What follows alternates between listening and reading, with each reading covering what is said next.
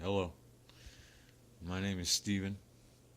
I'm in a really small town in Colorado. So I grew up in Kentucky, but anyway, that's not important right now. I'm making this video because there's a lot of people online, and you never know where your actual soulmate is. The one person that you're gonna connect to spiritually and with your heart, with your body, with your soul,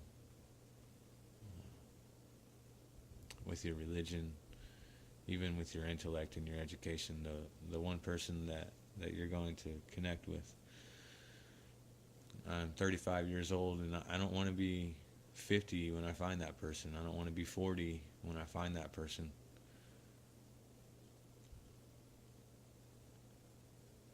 For the younger people, there's nightlife and social life and going out and clubbing and hanging out and doing this and doing that. And, yeah, I'm 35 and I'm still young, but I'm done with those days.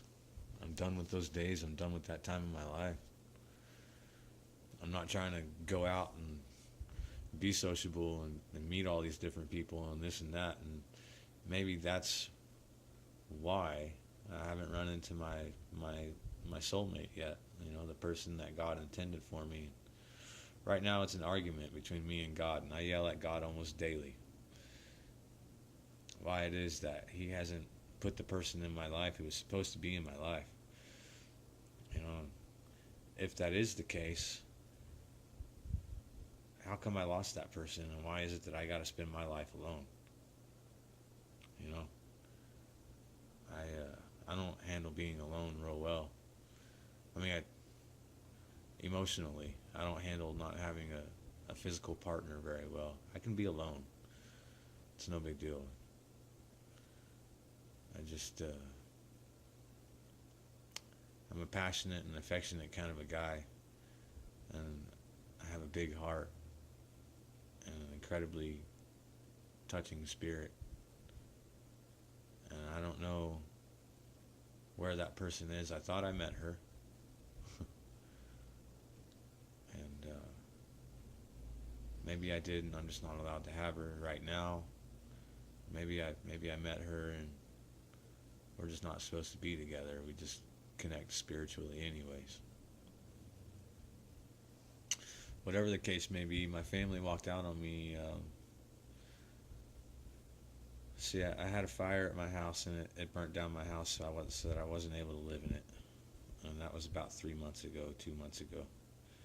And about 6 months before that, my family left me. They walked out on me.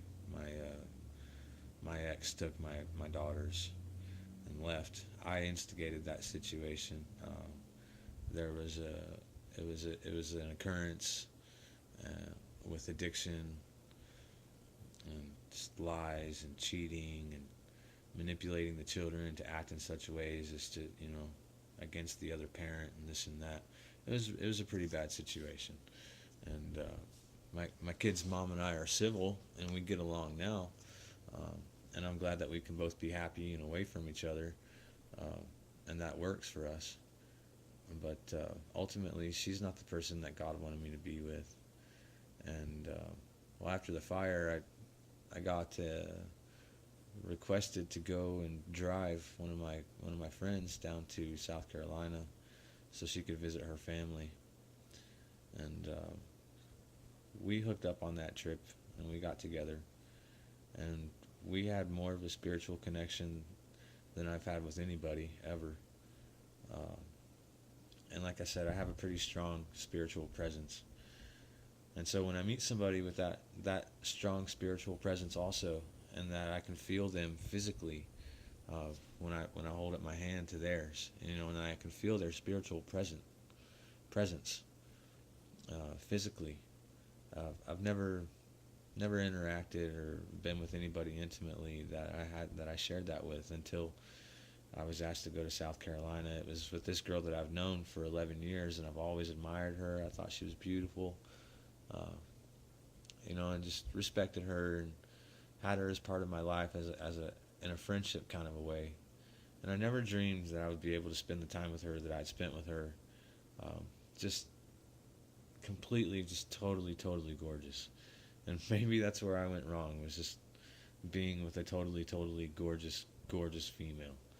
Um, but our spiritual connection was what really drove it. The physical presence that we felt interacting with each other and holding each other's hands and being close and touching one another and being intimate with one another. But the spiritual connection wasn't enough. Uh, she, her family had just kind of gone into the trenches too, and she was trying to work things out. And ultimately, she lost her husband, and she wanted her family back. And I don't blame her for that. Wanting her family back, I don't blame her for anything. You know, she got me out of my tent where I was living behind my house. You know, because of her, I had a roof over my head and I was safe. I was able to go out and look for a job and stay on my feet just a little bit. And you know, I still have a roof over my head, and I still have my job. It's just I don't have her, and that's really hard. That I cannot be with her the way I want to. And of course, she wants to be friends. That's always the case. They always want to be your friend afterwards. And I just can't revert back to treating this girl any less than how my heart would want to treat her, and my spirit and my mind and my body and my soul. So unfortunately, it's hard for me, and I'm angry about it, and I'm frustrated about it. And I can't go back to being friends with her. Not yet anyways, and not right now. But it's a constant and steady argument and fight between me and God. That I don't have anybody to share my faith with, that I don't have anybody to share my spirituality with. You know, and I'm so passionate and so affectionate about life. You know, all I really want is someone to be as passionate and affectionate about me as I am either about them or just in general about life, period. And I think a lot of that comes from me being spiritual, and I think I need someone spiritual in my life. Someone who is familiar with chakras and the aura of the human and our frequency, our vibrational tendencies, and the spiritual planes. I think that's the type of person that I need to be with. That's the type of person that I am. And when it comes to connecting with somebody, that's the best and most meaningful connection I've ever experienced in my life. So, lots of people online. You never know who's going to see this video. And maybe I haven't met my soulmate yet or my spiritual partner yet. But if you're watching this, we need to meet. I'm getting too old to feel like I'm alone every day.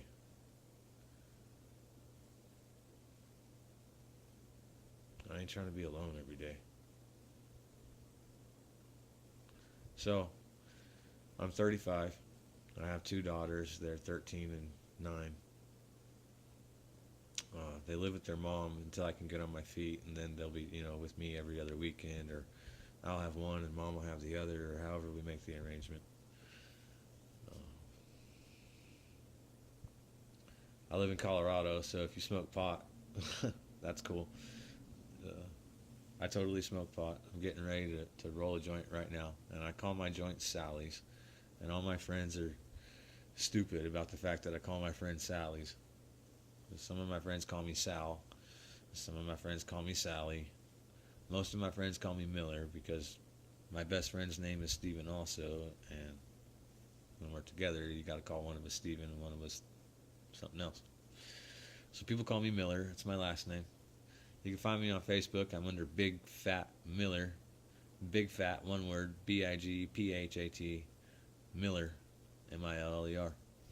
It's a new account, and it gets reported probably once a week because I have other accounts and people just don't think it's me, but it's me. There's videos and stuff. You can find me and see me. I do intend to shave my beard because this building is the loft of a restaurant. You can see the restaurant stuff back there.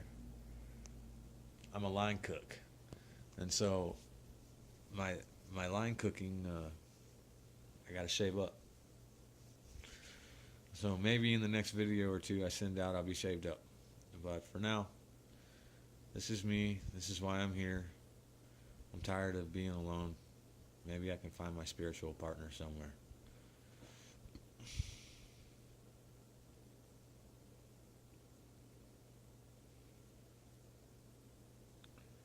Tired guy looking for his spiritual partner on YouTube of all places.